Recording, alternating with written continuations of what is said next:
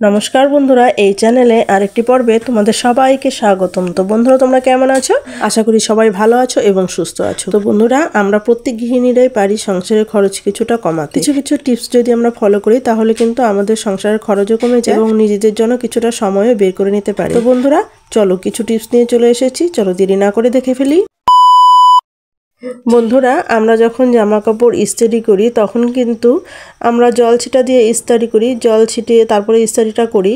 তো দেখো বন্ধুরা, আমরা যদি জামা কাপড়ে সেন্ট দিই বা যে কোনো সেন্ট বলো আমরা ব্যবহার করি, তো সেটা কিন্তু বেশিক্ষণ থাকে না। তো কিভাবে করলে বেশিক্ষণ থাকবে তারই একটি ছোট্ট টিপস তোমাদের কাছে শেয়ার করছি, যদি ভালো লাগে তাহলে অ্যাপ্লাই করো। তো দেখো, আমি এইভাবে যে জল ছিটিয়ে আমরা ইস্ত্রি করি সেখানে কি করব, জলের সাথে সামান্য পরিমাণে যে কোনো সেট তোমরা যেটা ইউজ করো সেটা, তোমরা বডি স্প্রে বলো, যে কোনো তোমরা কিছু পারফিউম ব্যবহার করতে পারো। তো দেখো, আমি এখানে নিয়ে নিলাম বডি স্প্রে সেটা নিয়ে নিচ্ছি। আর এটা কিন্তু আমি এটার মধ্যে জলের সাথে মিশিয়ে নিলাম। তো এখন আমি জলের সাথে ভালো করে মিশ্রণটাকে মিশিয়ে তারপরে এখানে জল ছিটিয়ে তারপরে যদি এরকমভাবে আয়রন করে নিই তাহলে কিন্তু আমাদের গেঞ্জিতে বা জামা কাপড়ে, শার্টে, প্যান্টে যে কোনো জিনিস ইস্ত্রি করি না কেন, এই যে জল ছিটিয়ে দিচ্ছি, এই জলের সাথে এটা মিশিয়ে দিলে সম্পূর্ণ আমাদের কিন্তু খুব সুন্দরভাবে ইস্ত্রিটাও ভালো হবে এবং গন্ধটা কিন্তু অনেকক্ষণ থাকবে। তো তোমাদের কাছে ভালো লাগলে অ্যাপ্লাই করো। তো চলো বন্ধুরা, পরে নাম্বার টিপসটা দেখে নিই। তো বন্ধুরা দেখো, আমি এখানে নিয়ে নিলাম আটা। আমরা কিন্তু আটা যদি ফ্রিজের মধ্যে এভাবে ঢেকে রেখে দেই তাহলে কিন্তু আটাটা নষ্ট হয়ে যায়, কালো কালো হয়ে যায়। তো দেখো, আমরা যদি এরকম তেলের প্লাস্টিকগুলো হয়, যে এই তেলের প্লাস্টিকগুলো এভাবে কেটে উপরটা কেটে ফেলে দিয়ে তারপর যদি এটার ভিতরে আমরা আটাটা রেখে দেই, আটা মাখার পর এইভাবে আমরা রেখে দেই তাহলে কিন্তু অনেক দিন পর্যন্ত আমরা এটাকে রেখে খেতে পারবো। তো দেখো, এভাবে করে রেখে দিলে তেল তেল যে ভাবটা থাকবে সেটার জন্য কিন্তু আটাটা নষ্টও হবে না। আর এটা খুব সুন্দরভাবে ফ্রিজে রেখে আমরা কিন্তু অনেক দিন পরেও এটা খেতে পারবো, কোনো রকমই অসুবিধা হবে না। তো বন্ধুরা, চলো পরের নাম্বার টিপসটা দেখে নেই। তো বন্ধুরা দেখো, আমি এখানে নিয়ে নিলাম কোয়াশ, অর্থাৎ সবজি কাটতে গিয়ে কি হয়, আমাদের যে কোনো সবজি কাটতে গেলে কিন্তু হাতটা কালো কালো হয়ে যায়। কোয়াশগুলো কাটলেও কিন্তু হাতটাও কিন্তু কীরকম আঠালো ভাব চলে আসে, খুবই অসুবিধায় বিরক্তি বোধ হয়। তো দেখো, এটা যাতে না হয় তারই একটি ছোট্ট টিপস তোমাদের কাছে শেয়ার করছি। তো দেখো, তোমাদের কাছে যদি ভালো লেগে থাকে তাহলে একটা লাইক করে দিও। তো দেখো, আমি এটাকে কি করব, এখানে আমি নিয়ে নিব একটু সর্ষের তেল। আর এই সর্ষের তেল, সামান্য সর্ষের তেল যদি আমি হাতের মধ্যে এইভাবে ভালো করে মেখে তারপর যদি আমি সবজিটাকে বানাই তাহলে কিন্তু আমার হাতে কিন্তু একদমই কালো কালো দাগটাও পড়বে না।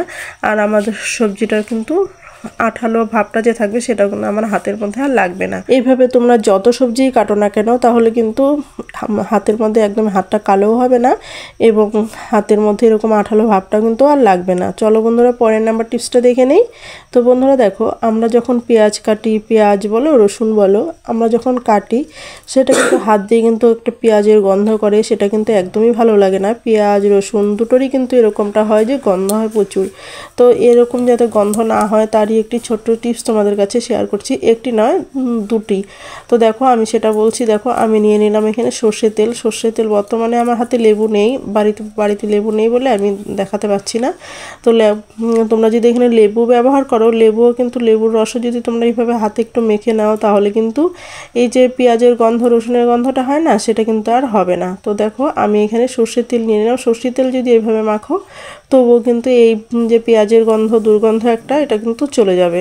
তো তোমাদের কাছে কেমন লেগেছে, ভালো লাগলে একটা লাইক করে দিও আর বন্ধু বান্ধবদের কাছে অনেক শেয়ার করে দিও। তো বন্ধুরা, চলো পরের নাম্বার টিপসটা দেখে নেই। তো বন্ধুরা দেখো, আমাদের গ্যাসগুলো কি হয়, গ্যাস বার্নার যখন আমরা গ্যাস ব্যবহার করি তখন কিন্তু তরকারি বলো, ডাল বলো, ভাত উতলে পড়ে যায় নিচে, কিন্তু গ্যাসের ভিতরে অনেকটাই এরকম নোংরা হয়ে যায়। তো নোংরা হয়ে গেলে কি হয়, লাল হয়ে আগুন বেরোতে থাকে, নিচের দিকে চলে যায়, অনেকটাই গ্যাস অপচয় হয় আমাদের, তাতে কিন্তু অনেক টাকাই ক্ষতি হয়ে যায়। তো এভাবে যাতে ক্ষতিটা না হয় তারই একটি ছোট টিপস তোমাদের কাছে শেয়ার করছি। দেখো, এটার ভিতরে নোংরা যখন, দেখো আমারটা বেশি এখনও হয়নি, যদি কালো হয়ে গেছে কিন্তু পরিষ্কার করা হয়ে গেছে, তো কয়েকদিন আগে পরিষ্কার করেছিলাম। তো দেখো, তোমরা যদি এরকম সপ্তাহে একবার যদি করে পরিষ্কার করো তাহলে কিন্তু এই জিনিসটা আর এরকম গ্যাসও নিচের দিকে বেরিয়ে যাবে না, আর লাল লাল যে আগুনটা বের হয় সেটাও কিন্তু বের হবে না। তো দেখো আমি এইভাবে চিরুনির মধ্যে একটু মোজার মধ্যে এইভাবে চিরুনি ঢুকিয়ে তারপরে এইভাবে আমি পরিষ্কার করে নিচ্ছি। আর তোমাদেরকে আমি দেখাবো তো তবুও যে পরিষ্কার বানার থেকেও যে আমার নোংরা বেরিয়েছে সেটাও আমি তোমাদের কাছে শেয়ার করব।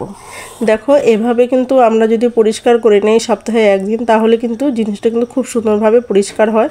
তো দেখো এভাবে কিন্তু আমরা ভালো করে মোজার সাহায্যে চিরুনির সাহায্যে খুব সুন্দরভাবে আমরা এইভাবে পরিষ্কার করে নিতে পারি। এভাবে কিন্তু আমাদের গ্যাসও অপচয় হয় না, তাহলে আর জিনিসটা আমাদের লাল আগুনটা দিয়ে কিন্তু আমাদের হাঁড়ি কড়াই যেটাই বসাও না কেন সেটাই কিন্তু একটু কালো কালো হয়ে যায়। তো সেটাও কিন্তু আর হবে না। এটা যদি তোমরা সপ্তাহে 2 দিন বা 1 দিন পরিষ্কার করো তাহলে কিন্তু খুব সুন্দরভাবে তোমরা জিনিসগুলো বেঁচে যাবে, অনেক টাকাও বেঁচে যাবে, আর জিনিসগুলো কিন্তু নোংরা হবে না। ঘন্টার কাজ হাঁড়িতে তখন এই কালিগুলো কিন্তু হাঁড়ির থেকেই বলো কড়াই থেকে বলো এগুলো উঠাতেও কিন্তু অনেকটা সময় লেগে যায়, সেটাও কিন্তু আর তোমাদের হবে না। তো বন্ধুরা ভিডিওটি ভালো লাগলে লাইক কমেন্ট শেয়ার করে দিও। আর এই ভিডিওতে যদি কেউ নতুন হয়ে থাকো তাহলে সাবস্ক্রাইব করে আমার পাশে থেকে এরকম নিত্য নতুন ভিডিও পাওয়ার জন্য। তো বন্ধুরা দেখো এই যে কীরকম নোংরা ছোট ছোট কণার মতো নোংরা বেরিয়ে গেছে, দেখতেই পাচ্ছ। আমি গ্যাসটা উল্টে তারপরে এইভাবে যদি ঝাঁকিয়ে নিলাম, তারপর দেখো কতটা নোংরা বেরিয়েছে। তাহলে বন্ধুরা তোমরা দেশের কোন কোন জায়গা থেকে আমার এই ভিডিওটা দেখছো তা যদি কমেন্ট করে জানাও, তাহলে আমি বুঝতে পারতাম দেশের কোন কোন জায়গায় আমার এই ভিডিওটা পৌঁছেছে। বন্ধুরা আজ এই পর্যন্ত, দেখা হবে নেক্সট ভিডিওতে, কেমন?